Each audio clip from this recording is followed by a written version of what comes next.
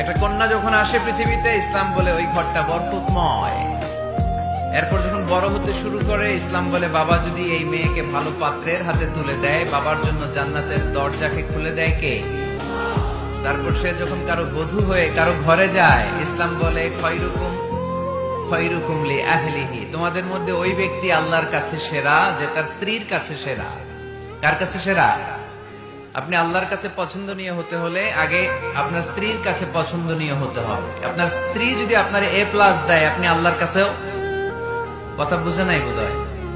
আপনার বউ যদি আপনারা দেয় A+, আল্লাহ দিবে কি? আপনার স্ত্রী যদি আপনারা দেয় A-, আল্লাহ দিবে কি?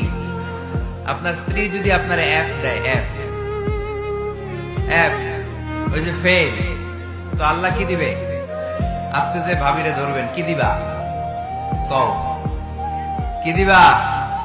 হ্যাঁ, ওই যে বিয়া করে নাই A+। তো স্ত্রীদের সাথে বিষ্ণু ঈসা ইসলাম অনেক খুনসুটি করতেন, অনেক ভালোবাসতেন স্ত্রীদেরকে। আম্মাজান খাদিজাতুল কুবরা আত-তাহেরা রাদিয়াল্লাহু তাআলা আনহাকে বিষ্ণু ঈসা ইসলাম এত ভালোবাসতেন, তিনি বলতেন রুজিকতু হুব্বাহা, আমি খাদিজার ভালোবাসাকে আল্লাহর পক্ষ থেকে রিজিক হিসেবে পেয়েছি। খাদিজাতুল কুবরা আত-তাহেরা রাদিয়াল্লাহু তাআলা আনহার ইন্তেকালের পরে উনি খাদিজাতুল কুবরা আত-তাহেরা রাদিয়াল্লাহু তাআলা আনহার বান্ধবীদের বাড়িতে কুরবানির গোশত হাদিয়া পাঠাতেন। আম্মাজান আয়েশার সামনে যখন তিনি বলতেন যে খাদিজা এমন ছিল, এমন ছিল, এমন ছিল, আম্মাজান আয়েশা রাদিয়াল্লাহু তাআলা আনহা রেগে যেতেন, বলতেন আমরা কত সুন্দরী, আমাদের কথা কন না কেন? ওই যে কত আগে আপনার প্রথম স্ত্রী, শুধু তার কথা বলেন কেন?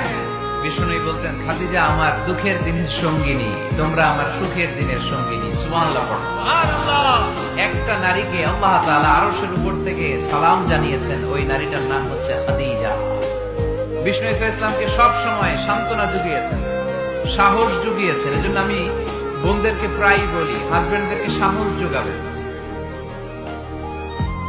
স্বয়ং আল্লাহ তাআলা সাইয়েদনা জিবরাইল মারফত জানিয়ে দিলেন, ও নবী বাশশিরু খাদিজাতা বাইতান ফিল জান্নাহ, আপনি আপনার স্ত্রী খাদিজাকে এমন একটা জান্নাতের ঘরের সুসংবাদ দেন যেটা মণি, মুক্তা, ডায়মন্ড, সাফায়ার স্টোন দিয়ে তৈরি, যে জান্নাতের ভেতরে কোনো আওয়াজ নাই, নয়েজ নাই, চিৎকার নাই, হই হুল্লোড় নাই। সুবহানাল্লাহ পড়েন। এর কারণ সাইয়েদনা খাদিজাতুল কুবরা রাদিয়াল্লাহু তাআলা আনহা বিশ্বনবীর জন্য ওনার ঘরটাকে এরকম ঠান্ডা পরিবেশ